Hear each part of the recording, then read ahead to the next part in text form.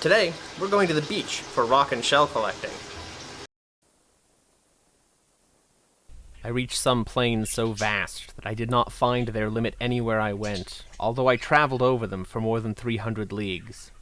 With no more landmarks than if we had been swallowed up by the sea, there was not a stone, nor bit of rising ground, nor a tree, nor a shrub, nor anything to go by. Francisco Coronado, 1541. When we were upon the high tableland, a view presented itself as boundless as the ocean. Not a tree, shrub, or any other object, either animate or inanimate, relieved the dreary monotony of the prospect. It was a vast, illimitable expanse of desert prairie, the Great Sahara of North America. It's a region almost as vast and trackless as the ocean, a land where no man, either savage or civilized, permanently abides. A treeless, desolate waste of uninhabitable solitude, which always has been and must continue uninhabited forever. General Randolph Marcy, United States Army, 1852.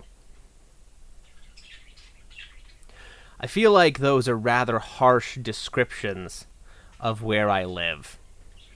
So we're doing some shell hunting today.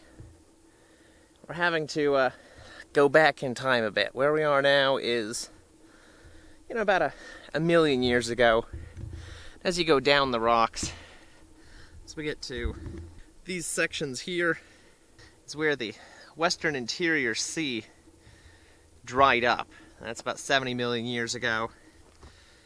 Just a little to the side, you can see some dolomitic limestone, where groundwater has come up through the limestone and put in a whole bunch of magnesium. As you keep going down, you go further back in time until you get to the actual ground level out here, which is Mississippian. It's 324 million years ago. I'm gonna head down, see what we can find. This is about 100 million year old layer, so we're probably gonna start there.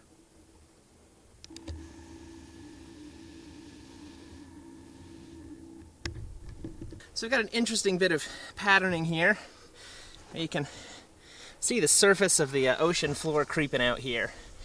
And there's some sandstone on top of this limestone. And a little ways down, there's a piece that has some preserved footprints on it. I'm assuming this was beach where the ocean receded a little bit. And then up here, we've got another layer that's likely ocean where it came back, and then more sandstone where it receded again. And this repeats quite a ways because this was just right on the edge of the sea for about 20 million years. Now this is mostly preserved trails in the mud of the ocean floor, snails and worms and things crawling around in this, and most of these pieces are far too large for us to pick up. So what I've done is I've gotten some smaller pieces of this, and I'm going to be using them to make some silicone castings later, because I think that some of the intricate networking of these tunnels would make really cool artificial root structures for backgrounds of tanks. About 2 miles down the road, we also found some areas where the mud had settled out in the ocean in a low-oxygen environment, making some really cool purple and green blended rocks. So we picked some of those up, and we'll be experimenting with sealing them. That'll be something we'll do in a later video. We also picked up a massive number of fossil shells and old bits of corals, some bone fragments. We got a whole lot of small red quartz pieces, which I think will be really interesting to tumble to get a better finish, and maybe just use as a substrate in something. 10-gallon tank maybe, or an area around some plants. I don't know. It's just kind of an odd little assortment of things. These kinds of things, they just wash out in the drainage ditches there. This is, I don't know, maybe 10 minutes of poking through rocks to get this many. We're going to get a lot more. I think it'll be interesting to do some kind of a fossil substrate tank for something that looks a little bit more primitive, like a bakir or something like that. I don't know. If you guys have any cool ideas for things to do with fossil shells for tank decorations or things, leave them in the comments. Always interested in hearing what you guys have to say. So that's all I've got today. I know that's kind of a short video. We've been doing a lot of work on the office and haven't had a whole lot of time to work on other projects, but all of this stuff is going to go into other projects in the future. like I said, we're going to do some casting of some of the actual mud traces to do some cool backgrounds with that.